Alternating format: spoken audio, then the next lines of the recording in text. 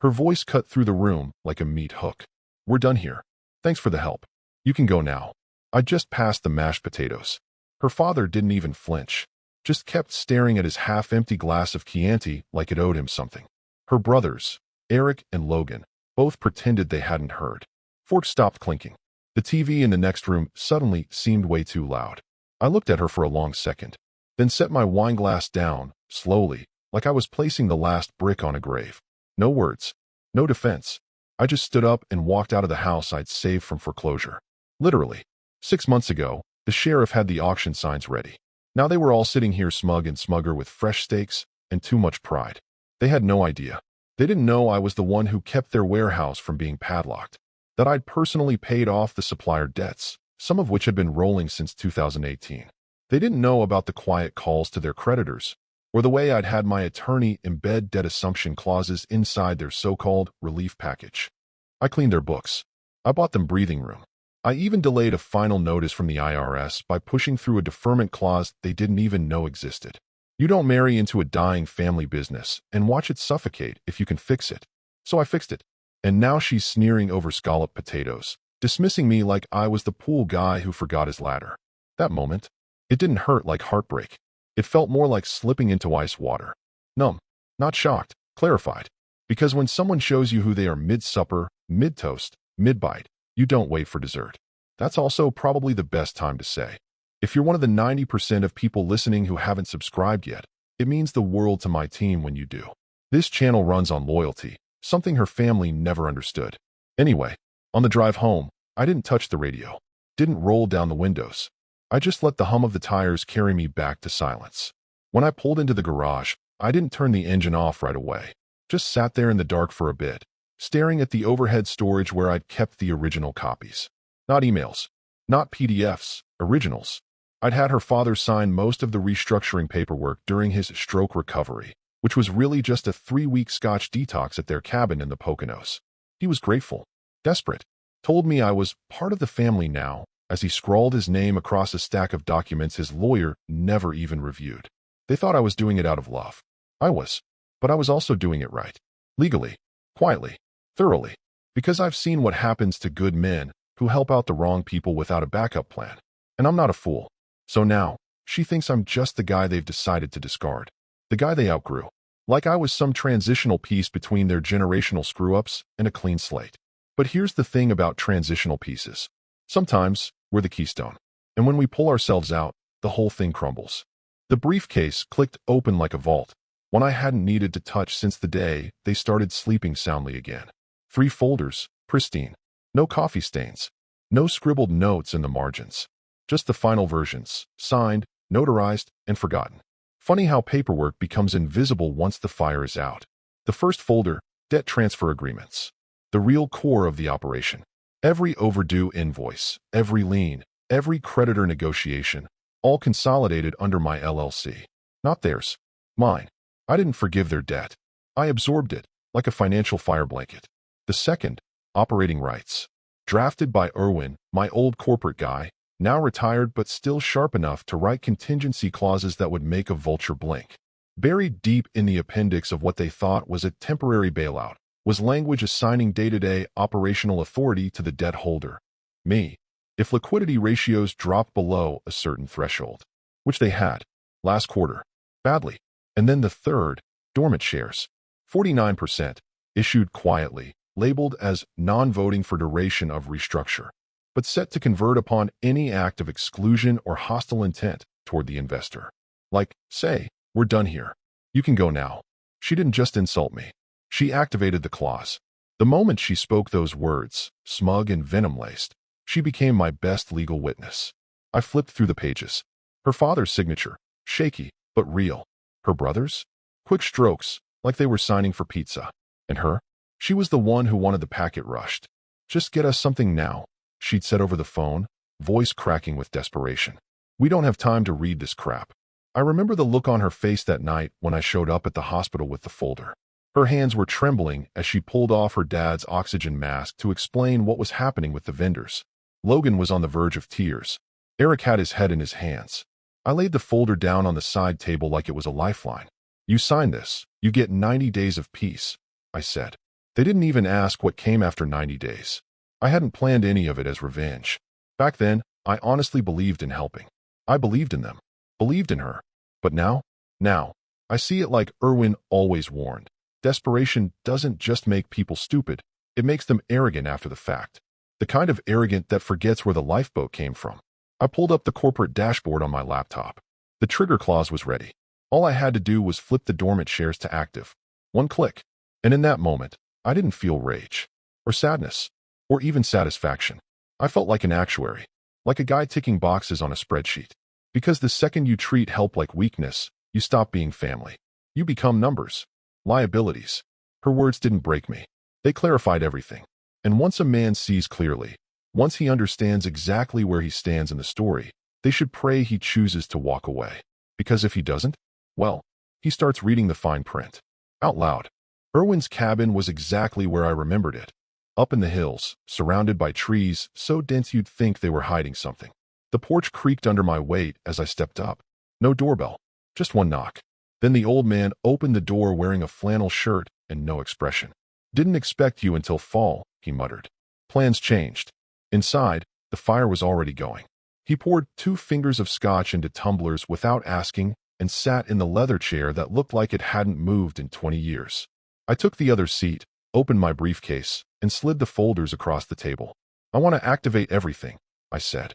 Every clause, every contingency, and I want it clean. Erwin took a slow sip, then leaned back and sighed like a man flipping through someone else's funeral program. I always said you were patient. Let's make it permanent. For most people, the word lawyer conjures suits and conference rooms. But Erwin was a creature of the old world, backroom negotiations, cigar smoke, and legal maneuvers that never made the papers but changed lives permanently. He was the guy who once argued a tax appeal so thoroughly the IRS offered him a settlement. The kind of man who drafted corporate structures like clockwork traps. Nothing flashy, just inevitable. He pulled his glasses down, scanned the documents, and nodded with the kind of smile that doesn't come from joy, but from respect. They really signed this. Desperate men don't read fine print, and their daughter doesn't even believe in documents. He chuckled, then turned serious.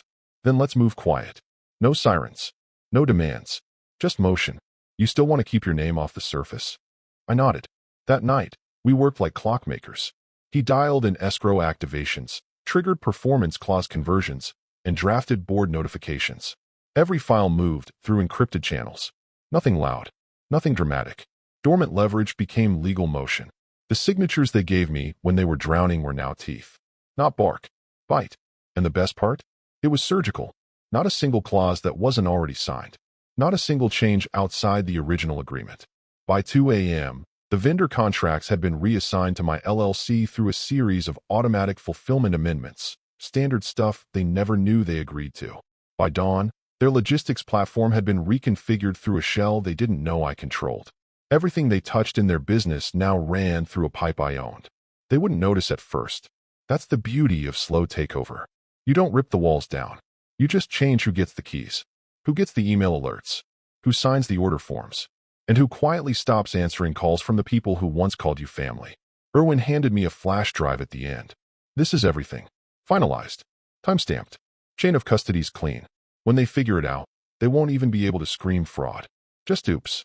I stood to leave. He followed me to the porch. You want advice? He said, lighting a cigar. Always. They'll call.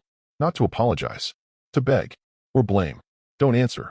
Make them talk to the system they ignored. I nodded, stepped off the porch, and got in the car.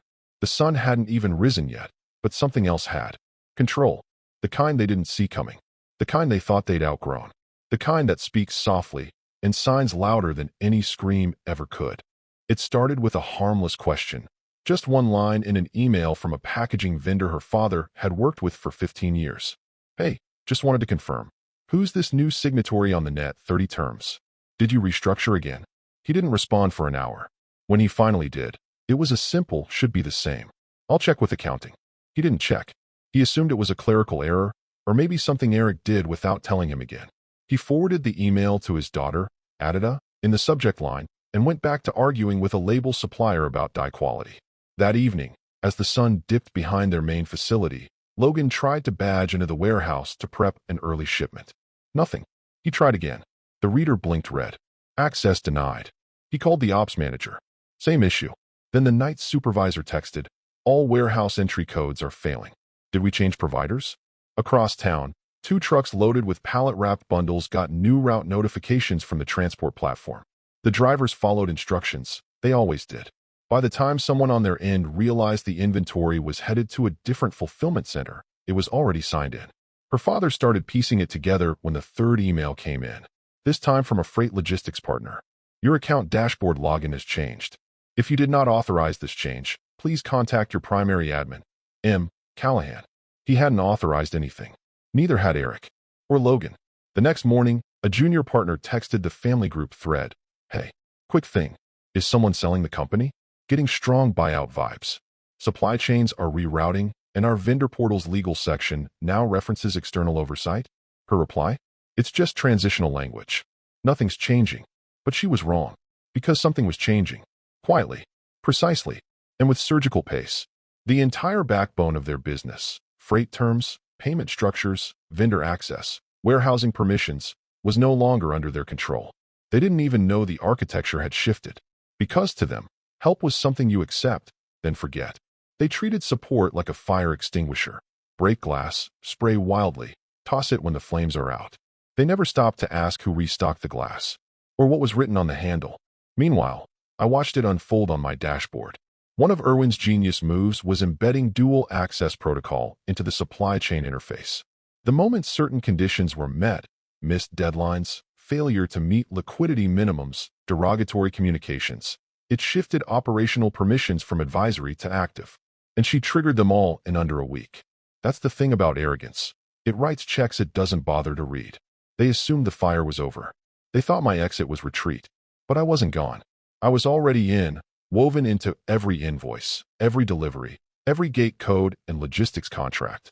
They weren't being bought. They were being owned. And the locks were just the beginning. The folder was thicker than usual, and that alone should have made someone nervous. But it didn't.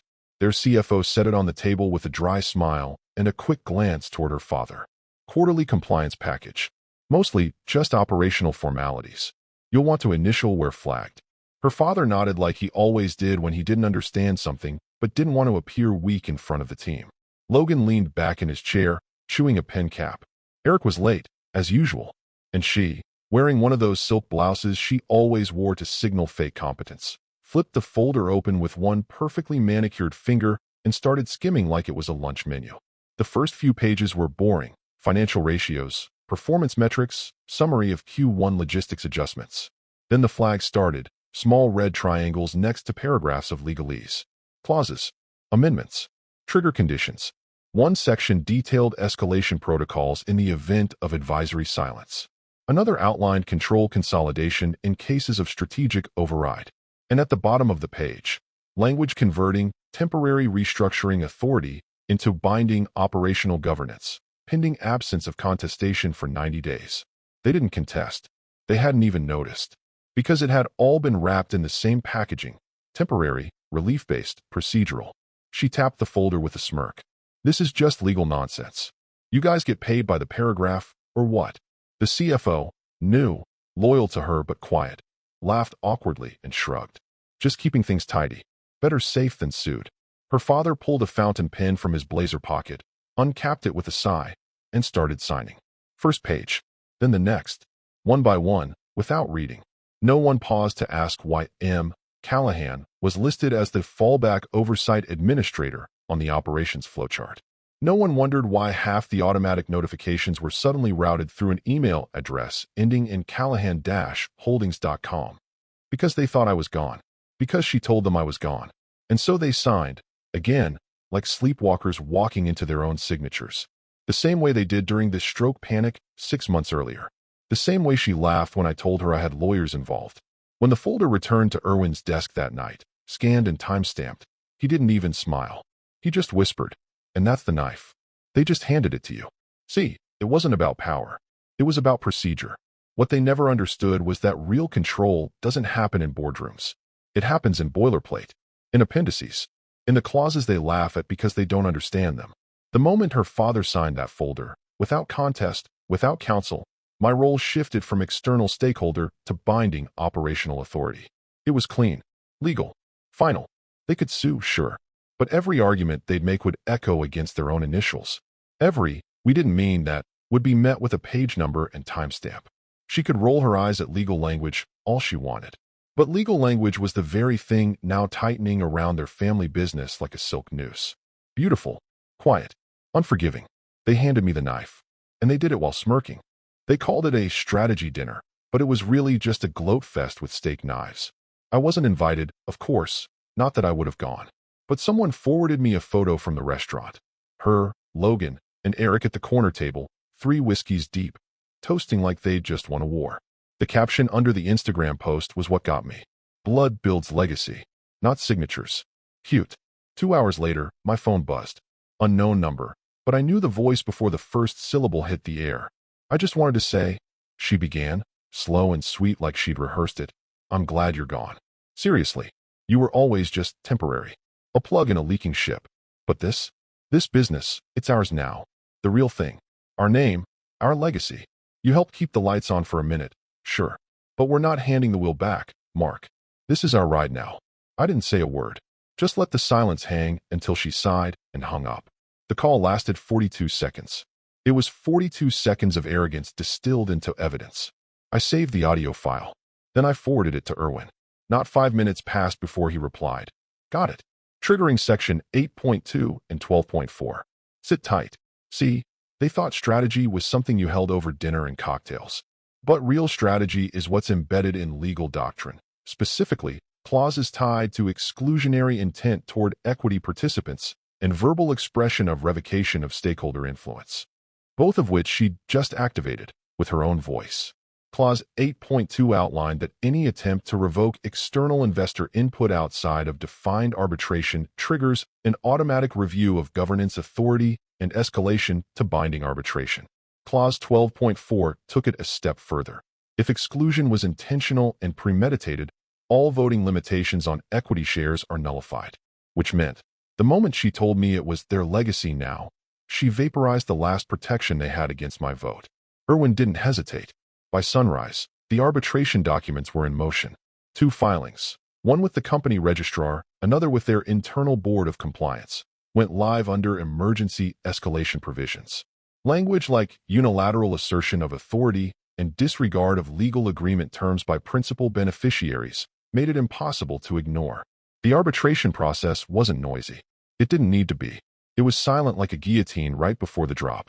All that changed was who now had the casting vote, who now could override signatures, who could authorize policy, access, control. Me. They still didn't know. They were probably laughing about that dinner the next day, high-fiving over morning coffee, bragging to the office manager that everything was under control. She probably even sent a text to her college friend bragging about cleaning up the mess. But what she'd done, what she said, was the final string. And when you pull the wrong one in a legally loaded machine, the gears don't grind. They slice. The boardroom still smelled like new varnish. They'd redone the paneling recently. Her idea, something about refreshing the energy of the space. And now the same walls were about to echo with something no one in that family was prepared to hear. Logan sat slouched in a corner chair, scrolling his phone like the meeting was a waste of his time. Eric paced, muttering about supply chain weirdness and how vendors weren't answering his calls. Her father stood at the head of the table, the chair she always saved for herself conspicuously empty. She liked to make an entrance. Their general counsel, Wesley, an old man with liver spots and too many grandkids, kept his hands folded in front of him, looking like he'd just been told he left the stove on at home. The door opened. I didn't rush, didn't slam it, just walked in, steady, dressed in a dark gray suit they hadn't seen before. Not the one I wore to family events. Not the one she bought me for our 5th anniversary. This one was mine. Professional. Final. In my right hand, a black leather file folder. Behind me, Erwin entered, calm as ever, a small briefcase in one hand and a flash drive looped around his other index finger like a surgeon prepping for a procedure. Logan looked up first. Eric froze mid-step. Her father stood, visibly pale. You're not allowed. Erwin didn't even wait for him to finish. Per last quarter's signed restructuring and assumption of debt protocols, he said, his voice cutting through the room like a fine blade. My client is the acting majority decision-maker. Your operating rights were contingent on oversight, not absolute control. That oversight is now binding. Silence. Wesley exhaled like he'd just been released from a hostage situation. Her father blinked 3 times, eyes darting between Erwin and me like he was waiting for someone to say, "Just kidding." No one did. I placed the folder on the table, unsnapped it, removed 3 documents. The first was the activation trigger tied to her post-interphone call. I slid it toward Wesley. That one verifies the exclusionary clause breach. Audio attached. The second, the board escalation filing, signed and notarized. This one confirms transfer of voting authority. Erwin filed it 5 days ago. Timestamped. No contest received. The third, a formal declaration of governance assumption. This one, I said, sliding it directly in front of her father, means you're no longer chair of this board. Logan shot up. You can't do this. You left. I looked at him. I didn't leave, I said calm. I waited. While you all laughed. While you ignored the filings. While she toasted to a future she thought she owned. Eric turned to Wesley. You knew about this? Wesley didn't even look up. I advised against signing those documents. Multiple times. No one listened. Her father sank slowly into the chair like a balloon deflating in slow motion. And just as she finally entered, perfectly timed, heels clicking, face ready to command the room, she saw me sitting in her chair. She stopped cold. I didn't smile, didn't gloat, just adjusted the file in front of me and said, without looking up, "Good. You're here. Have a seat. We have a lot to review." Because sometimes, the most powerful thing you can do isn't fight your way in. It's wait until the door opens and walk back through it holding the deed. It was nearly midnight when the doorbell rang. I knew it was him before I even checked the camera feed. The kind of knock you don't forget. Heavy, tired, but still trying to command authority, like the weight of his name still meant something. It didn't. Not here. I opened the door, and there he was, shoulders hunched, face sagging, eyes so red it looked like he hadn't slept in days. His shirt was half-buttoned, tie stuffed into his pocket, not even bothering to pretend he still had control. He didn't say anything at first, just stood there, breathing like each word was going to cost him something. Then finally, "You said it was help." He wasn't slurring, but his voice cracked around the edges. "You said you were helping us." I stepped aside. "You want to come in?" He hesitated, pride fighting instinct. Then he stepped in like a man walking into his own execution. We sat across from each other at the kitchen island. No whiskey, no coffee, just 2 men and the dead air between them. "You never said you'd take it all," he said, barely above a whisper now. "The trucks, the logistics, the contracts. You've got your name on everything. I built that company. My father built that company. It's not a game, it's blood." I studied him for a moment. Not with pity, with detachment. The same way you'd look at a ruined ledger. You acknowledge what it was, but you don't mourn what it can't be anymore. "I didn't take anything," I said slowly. "You offered it. I just kept the paperwork." He blinked. "Back then," I continued, "you needed help. I gave it. You signed what you had to sign to survive. That was the exchange. That was the deal. And now, months later, because I followed the agreement better than you expected, I'm the thief." His shoulders started to shake. "It was supposed to be temporary," he whispered. "You were supposed to help, not own." "No," I said softly. "You thought it was temporary. You hoped it was. But you never asked. You never read. You were too busy telling me I was part of the family. Until I wasn't. Until your daughter laughed me out of your dining room." He dropped his face into his hands. Fingers curled against his forehead. For a long time, he didn't move. Then the sound came, small, broken. Not sobs. Just cracking. And for the first time in years, I felt absolutely nothing. Not triumph. Not satisfaction. Just the strange stillness that comes when everything is finally, undeniably true. The bridge between us, whatever sliver of connection we still had, burned in silence. Not with screaming. Not with accusations. Just a slow, embered collapse. He didn't ask me to undo it. That was the part one didn't expect. No begging. No bribes. He just sat there, grief hollowing him out from the inside, realizing the truth far too late. I stood up, walked to the drawer, and pulled out a copy of the original restructure agreement. Laid it gently on the table between us. "Page 12, I said. "Read the clause titled Conditional Continuity. It explains everything. In plain English." He didn't touch it, just stared at the paper like it was a gravestone. After a minute, he stood up. Slow. Heavy. He didn't look at me as he walked to the door. Didn't say goodbye. Didn't even close it behind him.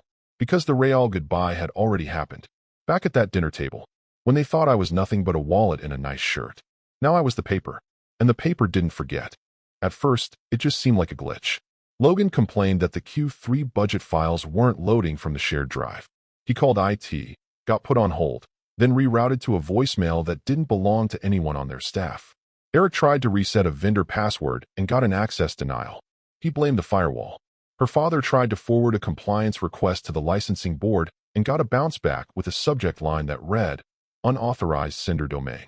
Still, they brushed it off, until the CFO burst into the boardroom holding a printed notice from the Department of Transportation. Their carrier license was under review. Not revoked, yet. But the language was clear, flagged for compliance audit due to reported inconsistencies in contract origin. Reported by whom? That wasn't listed. She pulled out her phone and opened the vendor management portal. Locked. Access denied. She logged into her email, went to message the IT administrator, and saw something that made her blood run cold. The footer of every internal email now read, Mark Callahan, Executive Authority, Operational Oversight Callahan Holdings LLC. She blinked. Hit refresh. It was still there. No announcement had been made. No formal press release. No company-wide memo. Just a quiet, methodical replacement of every point of control. One click, one clause, one unnoticed deadline at a time. The family group chat exploded. Eric, did we sell the company and no one told me? Logan, check your email. I'm locked out too. Her, shut up. I'll fix it. This is a back-end issue. Then the cease and desist letters came. 3 different vendors, all stating the same thing. Recent changes in supply chain authority invalidated previous agreements. All outgoing contracts from her team were now considered unauthorized until primary signatory verification could be confirmed. She stormed into the office the next morning and slammed her badge against the door. Nothing. The access reader blinked red. A temp from facilities had to let her in. He apologized, then added, Mr. Callahan said badge reassignments were coming. Shouldn't be long. She didn't reply, didn't even breathe. Inside, the receptionist stood as she passed. Morning, Miss Callahan. Sorry, I didn't know if I should still. She froze, turned around. What did you just call me? The receptionist looked horrified. I thought he. In the corner of the lobby, the new wall display flickered. The welcome screen now read, Callahan Logistics Group. Welcome. No logo. No tagline. Just text. Simple. Clean. Final. Upstairs, Wesley, finally looking more alive than he had in months, handed her father a printed notification from the board registrar. Per Article 9 of the restructured agreement, change in leadership is now effective pending verification. Your rights as chair are suspended until further notice. The old man just stared at it. It's a mistake, she snapped, grabbing the page. He can't just take it. He didn't, Wesley said, voice low. You gave it. Every system they touched, every file, every portal, every login, now carried my name. Not prominently, not loudly, but in the metadata. The signature lines, the fine print. They could scream all they wanted, but there was no one left to hear them. The collapse wasn't a bang. It was a suffocation. Every screen they opened reminded them who had the keys now. And I never raised my voice. I just kept my copies. The call came at 8:07 a.m. Her father was sitting alone in his home office, still in yesterday's shirt, staring at a framed photo of the warehouse groundbreaking from 1994. He hadn't spoken much since the badge stopped working, since the signage changed, since her name stopped appearing on internal memos. He picked up on the second ring. Gerald, came the voice, raspy, breathless. It was Langford, their longtime attorney. The one who handled the estate plan, the zoning appeals, the partnership disputes over the years. He never called this early. And never, ever, sounded afraid. The company, Langford stammered. The filings. The transfer forms. My God, Gerald, what did you let him do? Her father didn't answer. Because deep down, he already knew. Not the details, not the mechanics, but the truth. The gut punch of it. The realization that all those jokes about legal gobbledygook and just sign the damn thing weren't harmless anymore.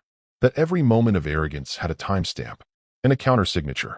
Upstairs, she stood at the window, arms crossed, eyes locked on the sidewalk outside. 2 local reporters were standing there now, one with a camera, one scribbling in a notepad. The business section editor from the county paper had emailed the press contact line that morning. Is it true the company is undergoing a silent takeover by Callahan Holdings? Is this related to the ownership filings last quarter? She hadn't answered, mostly because she couldn't log in.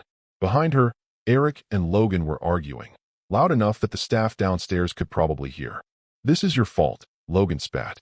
You told us to ignore the contract language. Eric shot back. You were the one who said he was just dead weight. You wanted him gone.